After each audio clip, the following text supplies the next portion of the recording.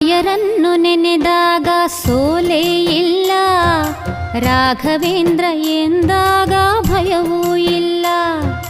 ರಾಯರನ್ನು ನೆನೆದಾಗ ಸೋಲೇ ಇಲ್ಲ, ರಾಘವೇಂದ್ರ ಎಂದಾಗ ಭಯವೂ ಇಲ್ಲ. ತಾಯಿಯ ಮಮತೆ ತೋರು ಗುರುವೂ ಇವರು, ತಾಯಿಯ ಮಮತೆ ತೋರು ಗುರುವೂ ಇವರು, ಬದುಕಲ್ಲಿ ನೆರಳಾಗೋ ತಂದೆ ಇವರು, ಬದುಕಲ್ಲಿ ನೆರಳಾಗೋ ತಂದೆ ಇವರು.